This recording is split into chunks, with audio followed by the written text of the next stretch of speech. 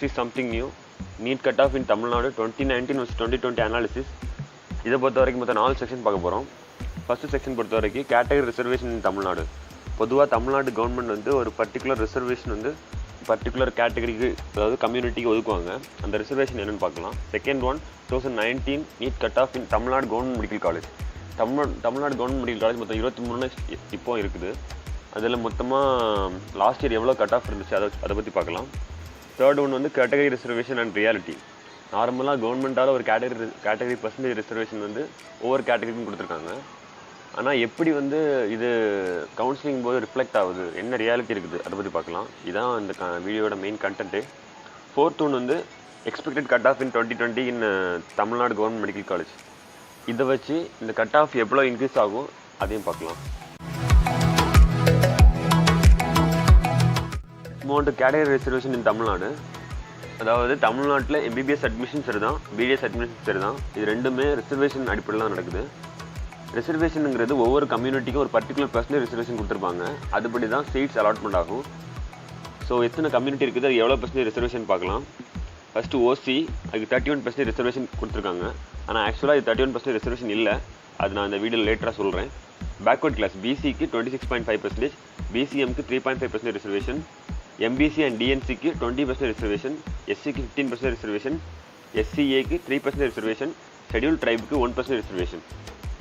இது எப்படின்னா, நார்மலாக இப்போ வந்து நம்ம தமிழ்நாட்டில் மொத்தம் மெடிக்கல் காலேஜில் உள்ள சீட்ஸ் வந்து 3000னா, இந்த 3000ல் 26.5% சீட்ஸ் வந்து பிசிக்கு அலாட் பண்ணிடுவாங்க, பிசிஎம்க்கு 3.5% சீட்ஸ் அலாட் பண்ணிடுவாங்க. ஸோ இது மாதிரி ஒவ்வொரு கம்யூனிட்டிக்கும் ஒவ்வொரு சீட்ஸ் அலாட் பண்ணியிருப்பாங்க. திங் வந்து 2019 NEET cut off in Tamil Nadu government medical college. So இதை பார்க்குறதுக்கு முன்னாடி ஜென்ரலாக சீட்ஸ் எவ்வளோ இருக்குது, சீட் மேட்ரிக்ஸ் பற்றி பார்க்கலாம் லைட்டாக.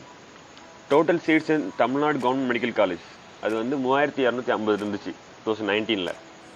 State quota seats in Tamil Nadu government medical college அதாவது 3250ல் 85%ங்கிறது ஸ்டேட் கோட்டாவுக்கு ஒதுக்கக்கூடிய சீட்ஸ். அது எவ்வளோன்னா 2744, அதாவது 2744 சீட்ஸ் இருக்குது. அப்புறம் ஆல் இந்தியா கோட்டாவுக்கு 15% வந்து ஒதுக்கிடுவாங்க 3250ல்.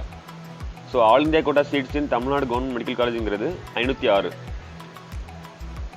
ஓகே, இப்போ வந்து பொதுவாகவே ஒவ்வொரு இயர்லேயும் ஆல் இந்தியா கோட்டாக்கு ரிசர்வேஷன் பண்ணக்கூடிய சீட்ஸ் வந்து 40% of the all India quota seats வந்து மறுபடியும் ஸ்டேட் கோட்டாக்கே ட்ரான்ஸ்ஃபர் ஆயிரும். பிகாஸ் ஏன்னா ஆல் இந்தியா கோட்டாவில் வந்து எல்லா சீட்ஸுமே ஸ்டூடெண்ட்ஸ் கொடுக்க மாட்டாங்க. ஒரு பர்டிகுலர் கட் ஆஃப் கீழே அவங்க வந்து ஸ்டூடெண்ட்ஸுக்கு சீட் அலாட்மெண்ட் பண்ண மாட்டாங்க. ஸோ மிச்சம் உள்ள 40% of the all India quota seats வந்து ஸ்டேட் கோட்டா கொடுத்துருவாங்க. ஸோ டோட்டலாக லாஸ்ட் இயர் கம்பேர் பண்ணும்போது approximately all India quota seats transferred to state கோட்டாங்கிறது 206.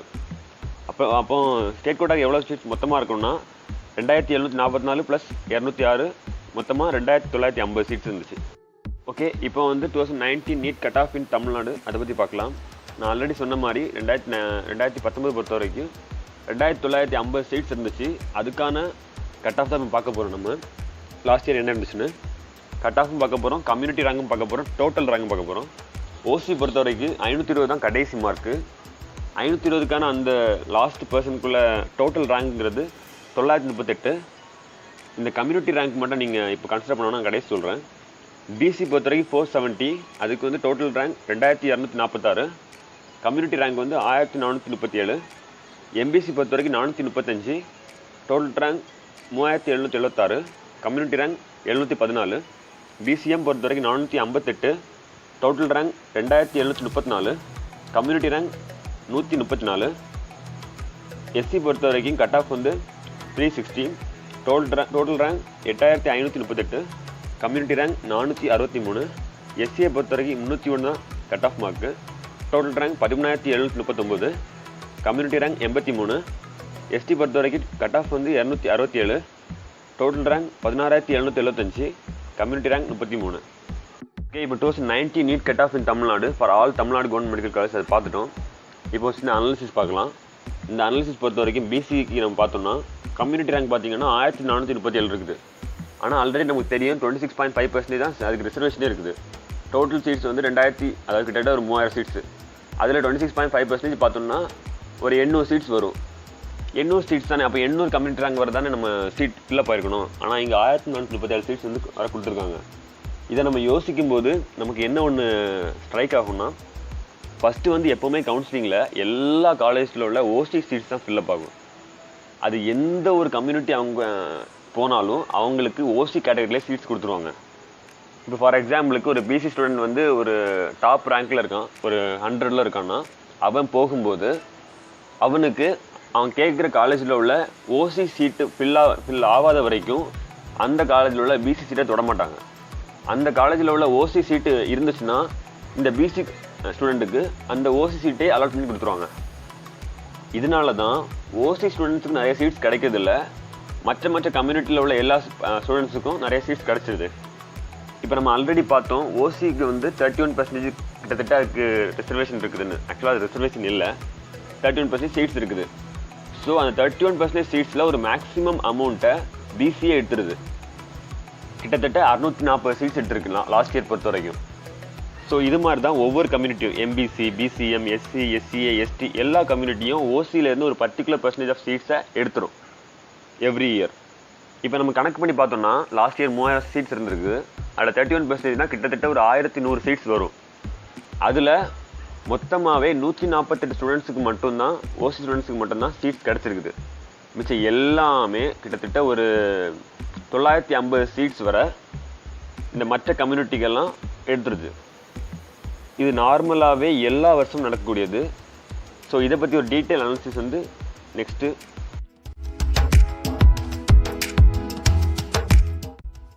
இப்போதைக்கு category reservation and reality happened in 2019 அதை பற்றி பார்க்கலாம். அதாவது நம்ம ஆல்ரெடி சொன்ன மாதிரி ஒவ்வொரு கம்யூனிட்டியுமே ஓசி சீட்ஸை மேக்ஸிமம் பர்சன்டேஜ் ஆஃப் த சீட்ஸை எடுத்துருது, அதுக்கு தனித்தனியாக எடுத்துருது. இது வந்து எல்லா இயருமே நடக்கும். அதே மாதிரி ஒவ்வொரு இயருமே அந்தந்த கம்யூனிட்டிக்கு உள்ள பர்சன்டேஜ் ரிசர்வேஷனை காட்டிலும் அதிக சீட்ஸ் வந்து இது மாதிரி தான் வருது. ஓகே, இதில் என்ன பார்க்க போகிறோன்னா, ஒவ்வொரு வருஷமும் மொத்தமாக இந்த ஓசியிலேருந்து இவ்வளோ சீட்ஸ் இருக்கிறதுனால ஒவ்வொரு கேட்டகரிக்கும் எவ்வளோ பெர்சன்டேஜ் வந்து இன்க்ரீஸ் ஆகுது. நார்மலாக இப்போ பிசி பொறுத்தவரைக்கும் 26.5% இருக்குது. ஆனால் இதை தாண்டி ஓசி சீட்லேருந்து எடுக்கிறதுனால அது எவ்வளோ பெர்சன்டேஜ் வந்து மொத்த சீட்டில் ஆக்குபை பண்ணுது அதை பற்றி பார்க்கலாம். பிசி பொறுத்த வரைக்கும் 1437 சீட்ஸ்னால மொத்தமாக 2950 சீட்ஸில் 45% சீட்ஸை வந்து ஆக்குபை பண்ணுது. அதே மாதிரி எம்பிசிக்கு 714நால நார்மலாக இருக்க 20% தாண்டி 25% சீட்ஸ் வந்து அதுக்கு ஃபில்லப் ஆகுது. பிசிஎம் பொறுத்த வரைக்கும் 3.5% இருக்க வேண்டியது 4.5% இன்க்ரீஸ் ஆகுது. எஸ்சி பொறுத்த வரைக்கும் 15% இருக்க வேண்டியது 1% இன்க்ரீஸ் ஆகிருக்கு, 16% இன்க்ரீஸ் ஆகிருக்கு. எஸ்சியை பொறுத்த வரைக்கும் 3% தான் இருக்குது. எஸ்டிக்கு 1% இன்க்ரீஸ் ஆகிருக்கு. இந்த ரியாலிட்டி ரிசர்வேஷனை பொறுத்த வரைக்கும் எல்லா வருஷமுமே ஓரளவு ஈக்குவலாக தான் இருக்கும். இப்போ நீங்கள் 2018 எடுத்து பார்த்தீங்கன்னா பிசிக்கு 46% இருக்கும், 2019 எடுத்து பார்த்தீங்கன்னா கிட்டத்தட்ட 48% இருக்கும். ஸோ நான் ரெண்டுமே சேர்த்து 45% இருக்கும், நார்மலாக இருக்கும்னு போட்டிருக்கேன். ஸோ எல்லா வருஷமே இதுக்கு வந்து பிசி ரிசர்வேஷன் பொறுத்த வரைக்கும் ஓசியில் நிறைய சீட்ஸ் இருக்கனால அதுக்கு சீட்ஸ் ரிசர்வேஷன் ரியாலிட்டி மாறும். இது போல் தான் எல்லா கம்யூனிட்டிக்கும் நடக்கும். இது வந்து எல்லா இயருக்குமே ஓரளவு ஈக்குவலாக தான் இருக்கும். ஸோ இதில் மெயினாக தெரிஞ்சிக்க வேண்டியது என்னென்னா, நிறைய ஸ்டூடெண்ட்ஸ் வந்து அவங்க கம்யூனிட்டி ரேங்க் செக் பண்ணுவாங்க. இப்போ பிசி ஸ்டூடெண்ட்ஸ் வந்து இப்போ அது அவங்களுக்கு வந்து 26.5% தான் ரிசர்வேஷன். ஸோ அதனால இப்போ சீட்ஸ் வந்து 3000 சீட்ஸ் இருக்குதுன்னா மொத்தமே 800 ஸ்டூடெண்ட்ஸுக்கு மட்டும் தான் சீட்ஸ் கிடைக்கும்னு நினச்சிப்பாங்க. ஆனால் அது உண்மை இல்லை. இதில் நிறைய சீட்ஸ் வந்து ஓசிலேருந்து இருக்கிறதுனால அவங்களுக்கு நிறைய ஒரு வேளை அது சீட்ஸ் கிடைக்க வாய்ப்பு இருக்குது. இஃப் சப்போஸ் அவங்க 1400க்குள்ளே ரேங்க்கில் இருந்தாங்கன்னா. இவ்வளோ பார்த்து வச்சு 2020 NEET expected cut off in Tamil Nadu for all Tamil Nadu government medical college எவ்வளோ இருக்கும் பார்க்கலாம். எவ்வளோ இருக்கும், ஒவ்வொரு கம்யூனிட்டிக்கும் எவ்வளோ இருக்கும் அதையும் பார்த்துக்கலாம். ஆல்ரெடி இன்னொரு விஷயம் என்னென்னா, சீட் மேட்ரிக்ஸ் வந்து சேஞ்ச் ஆகுது. இப்போது நார்மலாக இன்னும் ஒரு 11 காலேஜ் இன்க்ரீஸ் பண்ணுறாங்க. அது இல்லாமல் 50 சீட்ஸ் வந்து கேஜிஎம்சிஹெச்சில் இன்க்ரீஸ் பண்ணியிருக்காங்க. ஸோ அதனால எவ்வளோ பாதிப்பு இருக்கும், அதனால எவ்வளோ கம்யூனிட்டி ரேங்க் இன்க்ரீஸ் ஆகும், அதனால கட் ஆஃப் எவ்வளோ இன்க்ரீஸ் ஆகும் அதையும் பார்க்கலாம். பிஃபோர் தட் மேட்ரிக்ஸ் பற்றி பார்த்துடலாம். Total seats in Tamil Nadu government medical college as per 2019 மொத்தமாக 100% எவ்வளோ இருந்துச்சுன்னா 3250 சீட்ஸ் இருந்துச்சு. அப்புறம் changes may occur in seat matrix in 2020 அதை பொறுத்த வரைக்கும் additional 50 seats in KGMCH, so அதுக்கு ஒரு 50.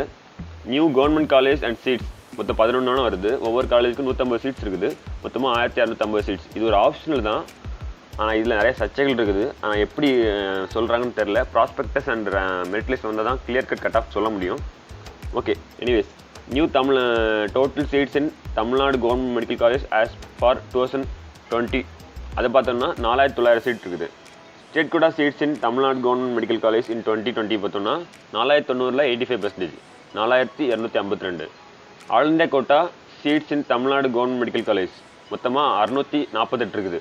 நம்ம ஆல்ரெடி சொல்லியிருக்கோம், மொத்தமாக 648 சீட்ஸ்னால் அது வந்து 15%.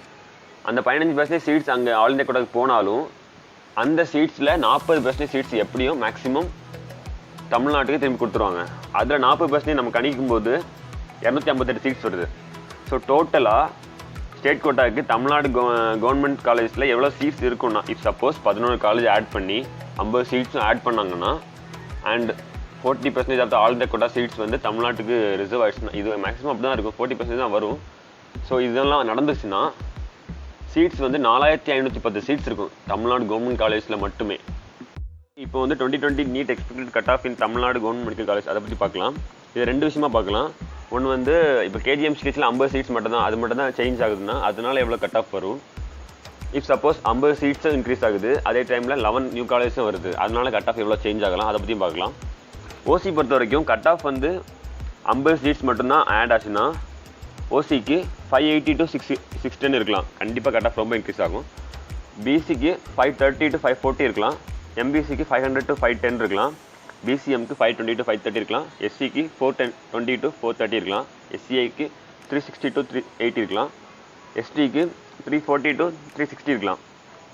தென் 50 சீட்ஸ் ஆட் பண்ணிக்கிட்டு அண்ட் மோரோவர் 11 காலேஜ் வந்து ஒவ்வொரு காலேஜில் 150 சீட்ஸ் வச்சு மொத்தமாக 1250 சீட்ஸ் நமக்கு தந்துட்டாங்கன்னா கட் ஆஃப் வந்து கொஞ்சம் கண்டிப்பாக குறையும்.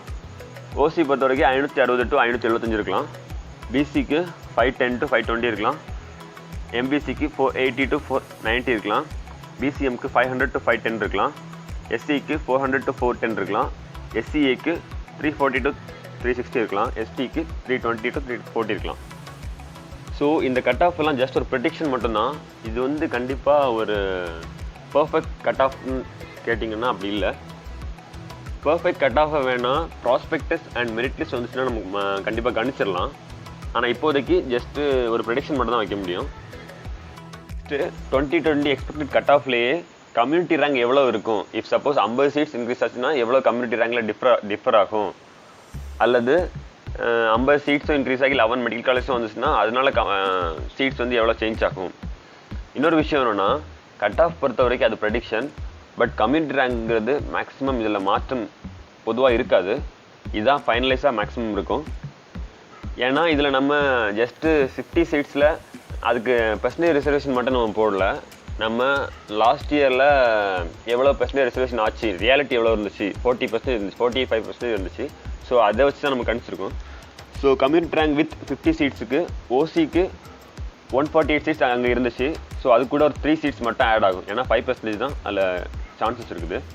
பிசிக்கு பொறுத்த வரைக்கும் 45% சீட்ஸ் இங்கே ஆட் ஆகிரும். ஸோ 1437 கூட 50 சீட்ஸில் 45%னா கிட்டத்தட்ட ஒரு 21 சீட்ஸ் அது ஆட் ஆகும். அப்புறம் எம்பிசிக்கு 12 சீட்ஸ் ஆட் ஆகும், பிசிஎம்க்கு 2 சீட்ஸ் ஆட் ஆகும், எஸ்சிக்கு 9 சீட்ஸ் ஆட் ஆகும், எஸ்சிஏக்கு 2 சீட்ஸ் ஆட் ஆகும், எஸ்டிக்கு மேபி 1 சீட் ஆட் ஆகும். ஸோ இதுதான் இந்த மொத்த 50 சீட்ஸ் எப்படி பிரியும் கம்யூனிட்டி ரேங்க் பொறுத்த வரைக்கும். கம்யூனிட்டி ரேங்க் பொறுத்த வரைக்கும் இன்னும் ஒரு 50 சீட்ஸ் அண்ட் 11 மெடிக்கல் காலேஜ், அதாவது 11 மெடிக்கல் காலேஜ் பொறுத்த வரைக்கும் 1650 சீட்ஸ். அது கூட 1650 கூட 50 சேர்த்திங்கன்னா கிட்டத்தட்ட 1700 சீட்ஸ். இந்த 1700 சீட்டுமே ஒவ்வொரு கம்யூனிட்டிக்கு எப்படி பிரியுதுன்னு பார்க்கலாம். இது வந்து லாஸ்ட் இயரில் இந்த ஒவ்வொரு கம்யூனிட்டிக்கும் லாஸ்ட்டு கம்யூனிட்டி ரேங்க் கூட ரியாலிட்டி ரிசர்வேஷனு பெர்சன்டேஜுக்குள்ளே சீட்டை ஆட் பண்ணி போட்டிருக்கேன். ஃபர்ஸ்ட் ஆஃப் ஆல் ஓசி பார்க்கும்போது லாஸ்ட் இயர் வந்து 148 ஸ்டூடெண்ட்ஸு கிடச்சிது, அவங்களுக்கு கூட 1700ல் 5%ங்கிறது 85. ஸோ 85 சீட்ஸ் வந்து ஆட் ஆகும், அதனால் 233% வரை கிடைக்கலாம் இஃப் சப்போஸ் 1700 சீட்ஸ் வந்து ஆட் ஆச்சுன்னா. அதே மாதிரி பிசிக்கு 1437 ஸ்டூடெண்ட்ஸு கிடச்சிது லாஸ்ட் இயர். ஸோ இந்த இயர் 1700 அடிஷ்னலாக ஒரு சீட்ஸ் வந்துச்சுன்னா 765 சீட்ஸ் வந்து ஆட் ஆகலாம். 765ங்கிறது 40% ஆஃப் 1700. ஓகே, இதனால் கம்யூனிட்டி ரேங்க் வந்து 2200 202 வரை போகலாம். அப்புறம் எம்பிசி பொறுத்த வரைக்கும் 714, அது கூட 425 ஆட் ஆகும், அதனால 1139 போகலாம். பிசிஎம்க்கு 134 + 77 மொத்தமாக 211. எஸ்சிக்கு 463 + 272 மொத்தமாக 735. எஸ்சிஏக்கு 83 + 51 மொத்தமாக 134. எஸ்டிக்கு 33 + 24 மொத்தமாக 57. இந்த கட் ஆஃப் ப்ரெடிக்ஷன், இந்த community rank prediction and then reality reservation, இது எல்லாமே நான் 2019 merit list, 2018 merit list, 2019 and 2018 நடந்த அலாட்மெண்ட் லிஸ்ட்டு, இதெல்லாம் வச்சு தான் நான் கால்குலேட் பண்ணி ப்ரெடிக்ட் பண்ணியிருக்கேன். இது எல்லாமே ஒரு ப்ரெடிக்ஷன் மட்டும்தான், இது ஒரு இன்ஃபோ மட்டும் எடுத்துக்கோங்க. இந்த இன்ஃபர்மேஷன்லாம் எஃபெக்டிவாக இருக்குன்னு நம்புகிறேன். இதையும் தாண்டி ப்ராஸ்பெக்டஸும் மெரிட் லிஸ்ட்டும் நமக்கு ரிலீஸ் பண்ணிட்டாங்கன்னா அதை வச்சு ஓரளவு கரெக்டாகவே நம்ம கட் ஆஃப் ப்ரெடிக்ஷன் பண்ணிடலாம். அதை வந்து இந்த சேனலில் after prospectus merit list release ஆன பிறகு நான் அப்லோட் பண்ணுறேன். அண்ட் மோரோவர் நான் இந்த வீடியோவில் சொன்ன எல்லா இன்ஃபர்மேஷனும் ஒரு பர்டிகுலர் வெப்சைட்டில் தான் எடுத்தேன். அந்த வெப்சைட்டில் லிங்க் வந்து டிஸ்கிரிப்ஷனில் இருக்குது, பார்த்துக்கோங்க. ஓகே, பாய்.